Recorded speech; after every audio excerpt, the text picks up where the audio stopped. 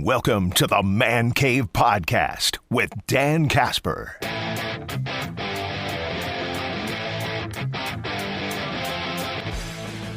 Had the All-Star game last night, the National League picking up the win in the All-Star game. It depending on, like, if you go to Brewers.com, I was looking at Brewers.com here, it was like 7-6. ESPN has it 6-6, so I don't know how they technically will mark it down. But the National League gets the win because of the swing off, and I thought it was a good game. The first time we got to see the swing off in action that was first put in place in 2022, but how it kind of works before the game, the days leading up to it and such, both managers have to submit some players' names that they would put in a potential swing off and that. So first time we got to see it, and of course it's Schwarber who gets it done. Pete Alonso was on deck potentially, but no need to go to him because the National League already had the lead there. But 3 swings, 3 home runs for Kyle Schwarber.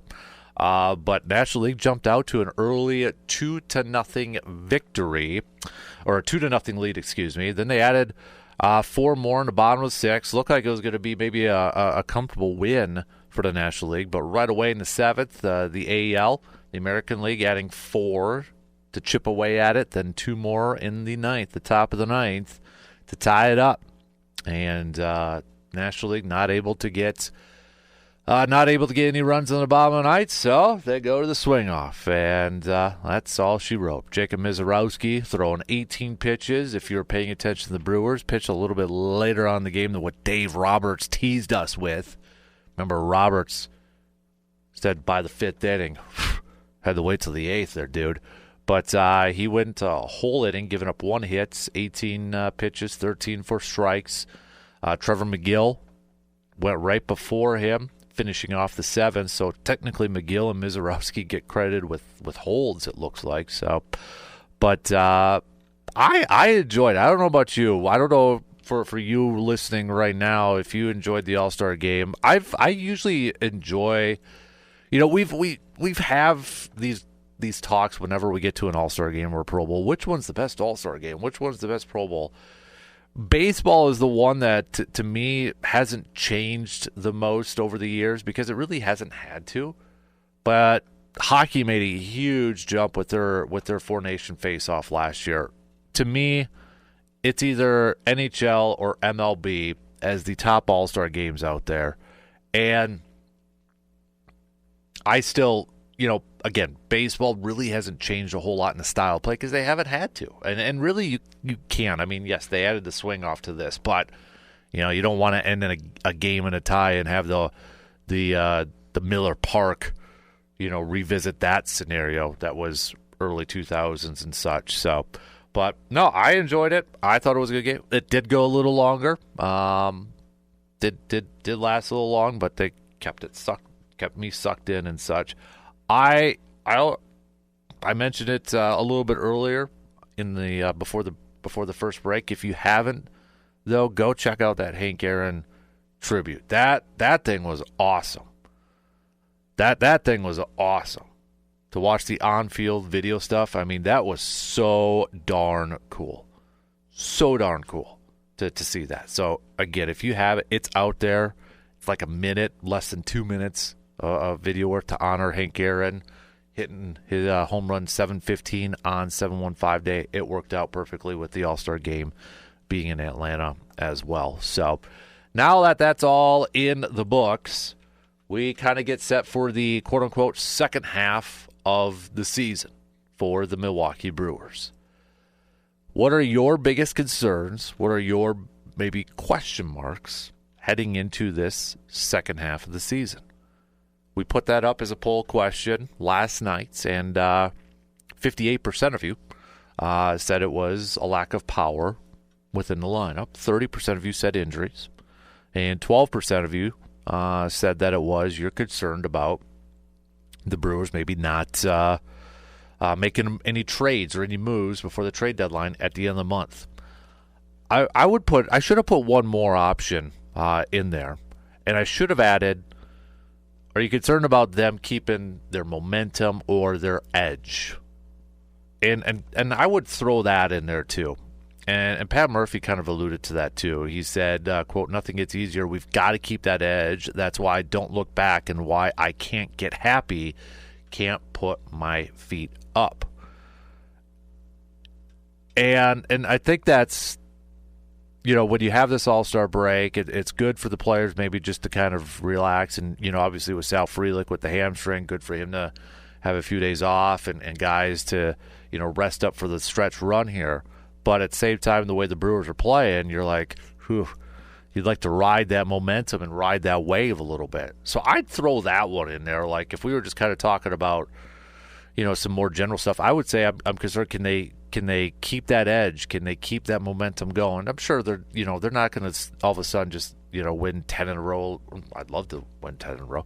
But you know what I mean? Like they're probably going to go through some downspouts or down, some droughts. Hopefully not too many of them because they're in that race for the NL Central. They're probably going to lose a couple series, few series and such, but you just hope that they don't get so far into one of their what's the word I'm looking for here? But one of their slumps, a long-term slump here. You just hope that this team maybe has that, because for the longest time in the first half, that was kind of the theme when this Brewers team wasn't really quite clicking, and you heard Pat Murphy talk about it too. It's like, man, we got to find our edge. We don't have an edge yet. We don't have that, and it kind of looks like they've found it, and you hope that they could just pick up where they left off and continue with that edge and continue with that momentum. So I'd throw that in there. But obviously, too, it's, you look at the power. Do they have enough offense? They're manufacturing offense, and they're manufacturing runs in different ways by not necessarily all about the home run ball. But I would agree with the majority of Brewers fans, too. Like, if that is a concern of yours, you'd like to, it's great that they're manufacturing runs outside of the home run ball. But, if you can somehow find another bat to put in that lineup, maybe a guy that gives you a little bit more power, then you kind of like, okay, we have a little bit more of a complete offense then. Yes, we have been able to showcase and prove that we can manufacture and score runs, playing different ways, not necessarily relying on the home run ball, because, it wasn't that long ago. A few years ago, that was kind of the MO of this Brewers team. It was power ball. It was home run ball. They were one of the top teams in the entire major leagues in terms of the home run ball. That's not the case with this particular team. But I feel like if they can add, a power bat or something like that, maybe they're a little bit more of a complete offense, and hopefully in turn a little bit more of a dangerous offense when it comes to hopefully a postseason run. So, yeah, I would agree with that. I would agree with injuries too. You can't forecast that. You just knock on wood and hope and pray to the baseball gods that the Brewers won't have any major injuries down the stretch. Look at last year. Granted, they still won the Central and such, but what happened shortly after the All-Star break last year? Yelich was done. Yelich was done for the year. And he was having an All-Star year. He was a starter in the All-Star game. And then Yelly was done. The Brewers still made that run, still won the division, but how much of a difference would it have made to have Yelich in that lineup and continuing to play at an all-star level? So you really hope that there's not going to be that type of injury to a main player. I'd throw in it's a question, and it's kind of something that I'll really be paying attention to, is how the Brewers manage Mizorowski's innings in the second half. Because, again, this is a guy that hasn't logged a ton of innings in a season yet. I mean, he's, hopefully maybe next year he's a guy that we could talk about hitting 200 innings in a season. But it'll be interesting to see how the Brewers manage his innings going forward so that they're not really pushing it and potentially, overworking him and such, because he hasn't been stretched out that much. And I think that's going to be something to kind of follow along in this second half, is to see the usage of Mizorowski. This is something they're aware of. They've talked about it. They know about it. But how do they game plan around that? I think that's definitely something that we're going to have to be kind of watching and focused on here too. And of course, yeah, it's, now all eyes are on the trade deadline. What will the Brewers do by the trade deadline? Will they do anything? Will they do anything at the trade deadline? We don't know. When it comes to the Brewers, we don't know. And if they do, is it going to be a move that we're like, oh, yeah, that's the move that's going to get the Crew to a deep postseason run that gets the fan base riled up, pumped up, all that stuff? Or is it like, who? What? Another bullpen guy? Okay. Not saying they shouldn't add a bullpen guy, but it's like, what type of move, if any moves, they'll make? I was reading Adam McCulvey's piece on Brewers.com, and he kind of breaks it down to it with the second half, and he had a little section there called with a key player, and he picked our favorite player, Sal Frelick. As he said, there are a handful of dates one can select to pinpoint where the Brewers turned their season in the right direction. One of them is June 12th, when Frelick moved up to the leadoff spot permanently. Since then, Milwaukee is a Major League best 20-7, while leading the majors in runs per game and on-base percentage and ranking second in average. That's an interesting couple nuggets there. But now there's a big question mark going in the second half after Frelick departed Sunday's finale with a left hamstring injury. Murphy said the development made my heart hurt even before the team got the results of an MRI scan. Definitely crossing our fingers for that one, that it won't be a long-term situation. So,